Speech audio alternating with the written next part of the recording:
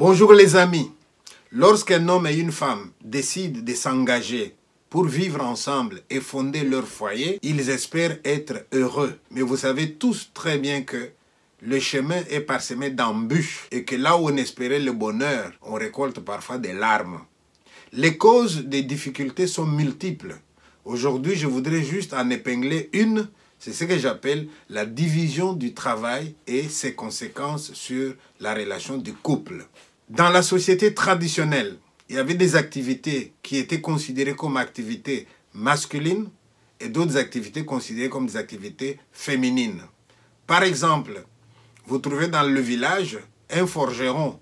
Souvent, c'était un homme. Mais vous pouviez aussi trouver une prêtresse qui prescrit des produits pharmaceutiques. Eh bien, ça pouvait être une femme. C'était accepté. Toujours dans la société traditionnelle, madame pouvait laver les enfants, elle pouvait les accompagner à l'école, elle pouvait aller puiser de l'eau. Toutes ces tâches domestiques étaient considérées comme le travail de la femme. Mais l'homme pouvait lui sortir, aller chercher un travail rémunéré et rapporter l'argent à la maison. On appelle ça division du travail. Remarquez donc que cette division du travail peut créer un certain complexe, dans la mesure où l'homme va dire « c'est moi qui ramène l'argent ».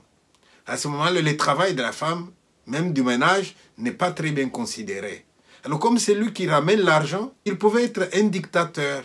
Il décide de ce qu'il peut donner à madame, il décide de ce qu'il peut donner à ses parents, à lui, il décide de ce qu'il peut donner à ses beaux-parents, il décide de ce qu'il va garder pour, comme argent de poche. Madame était là à attendre le bon vouloir de l'homme. Si elle est tombée sur un homme bien, eh bien, ils faisaient leur budget ensemble, ils pouvaient affecter l'argent à ce à quoi il doit aller et les choses s'est passées bien.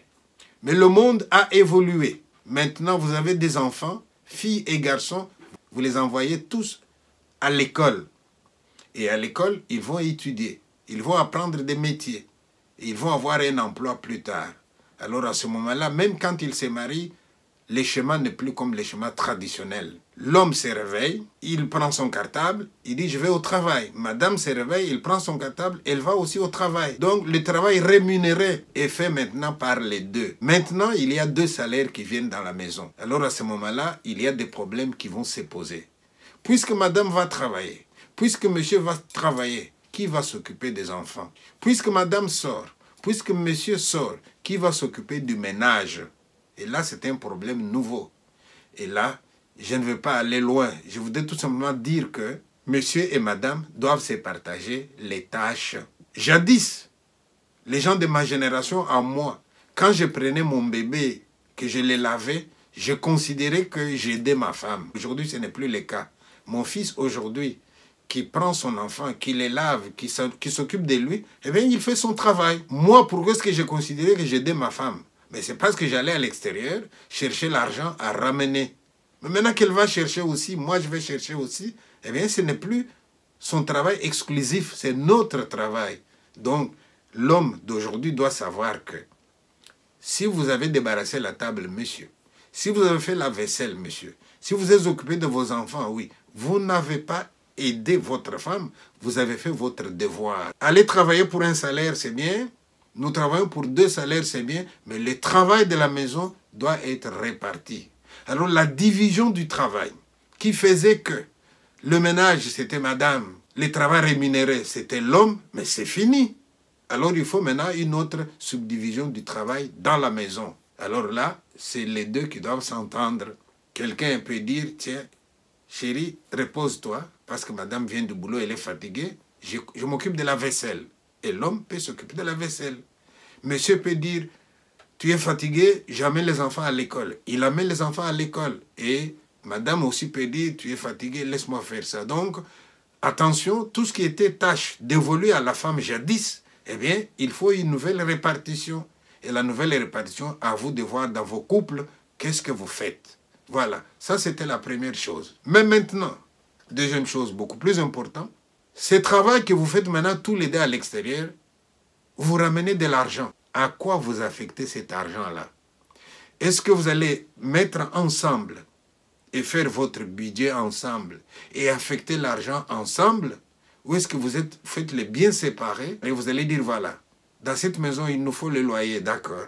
Il nous faut les carburants, oui. Il nous faut les assurances, oui. Il nous faut. Tout ce qui est dépenses du ménage, les études des enfants, etc., ça coûte autant et vous mettez ensemble. S'il y a un surplus qui vous reste et que vous voulez gérer ça, chacun de son côté, parce que vous êtes dans les biens séparés, ça vous regarde. Mais la plupart d'entre nous, nous sommes dans les biens communs. Alors si on est dans le bien commun, mais madame, l'argent que tu as gagné, eh bien c'est pour notre ménage. L'homme ne doit pas être surpris de vous entendre parler au téléphone avec votre famille parce que vous avez des projets avec votre famille que monsieur ne connaît pas. Monsieur, vous ne pouvez pas non plus avoir des projets avec votre famille comme jadis dans la société traditionnelle alors que maintenant, vous avez des biens que vous mettez en commun. Donc je pense que là-dessus, il faut être intelligent, il faut évoluer, il faut se rendre compte que nous ne sommes plus dans la société traditionnelle. Donc je me résume, la société a évolué, nous donnons la même chance à la fille et au garçon, ils doivent aller à l'école, plus tard ils vont travailler, et quand ils vont travailler ça fait 2 salaires, d'accord, mais tout le travail de la maison, les tâches domestiques sont restées. À qui est-ce qu'on les attribue? Eh bien, les deux, à vous de voir comment vous vous arrangez pour vous partager la tâche. Il ne faut pas qu'il y ait dans la maison quelqu'un qui elle, sort travailler et quand elle revient fatiguée, elle a encore toutes les tâches domestiques qui l'attendent. Là, je pense que c'est égoïste. Si vous vous entendez bien sur ce point-là, eh bien, vous aurez fait un pas. Avant de clôturer cette émission, je voudrais donc vous demander de liker si vous avez aimé, et surtout de vous abonner.